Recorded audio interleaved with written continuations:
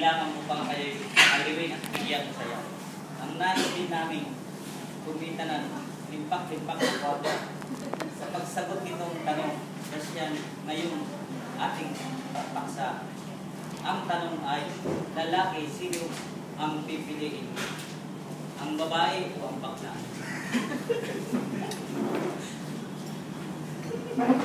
Magandang hapon sa inyong lahat, madlang people.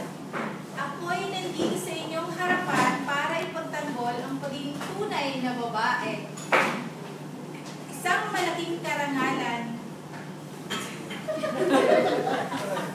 na ang aking katawan ay hindi peke at pwedeng isil-isilin.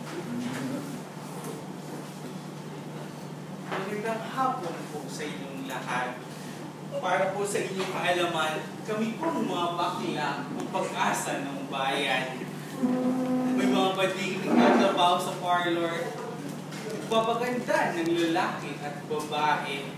May mga bading din arkitekto, papaganda ng ating bahay. May mga bading din sa Senado at Kongreso. Maganda ka ba? Babae ka ba? Ikaw, babae. Babae ka nga, maganda ka ba?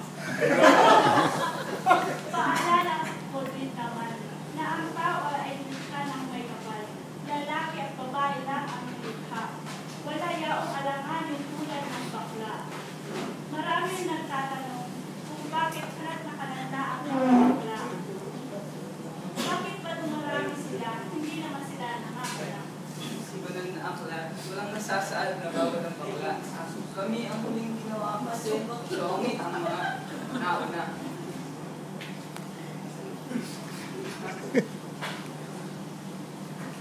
Kami, dalawang aming kasalian, kaya kami ay perfecto. Perfecto?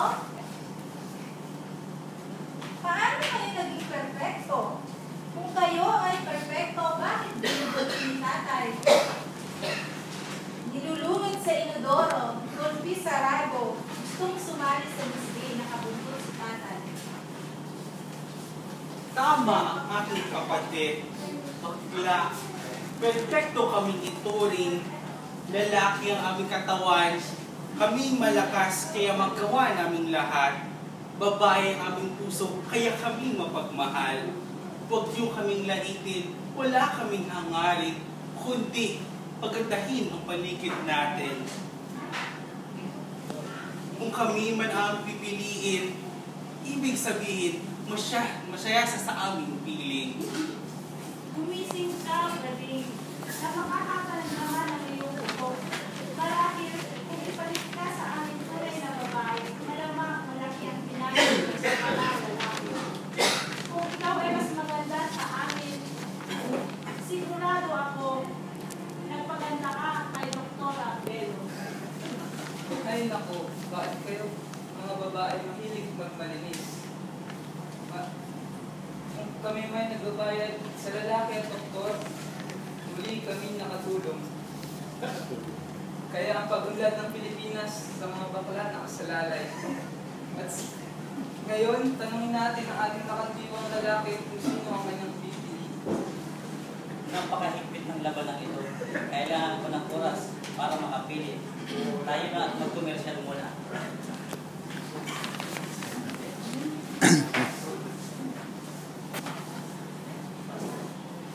Mga kababayan ko, ilang taon na ang Filipino financials na inyong kaagapay.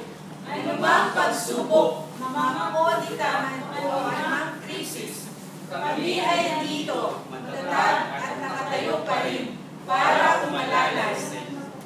Turing ninyo kami ninyong ama at ina, handang umalalay sa inyong kabuhayan. Laging isa-isip na riyan ang Filipino financial. Handang dumamay at umakay. Ang aming hiling lamang, kayo ay tumupad sa ating pinag-usapan upang tuloy-tuloy ang ating mabuting samahan.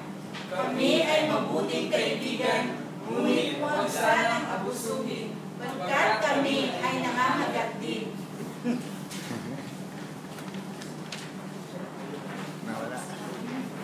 mga kababayan, sa aking pag-aaral, ang napili ko ay iba hindi mga bading. Bakit? Amerikano? Ito na yung sound.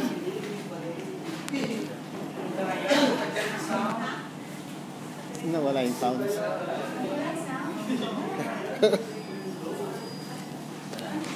Dahil na. Isa po tayo, sir. Isa po tayo.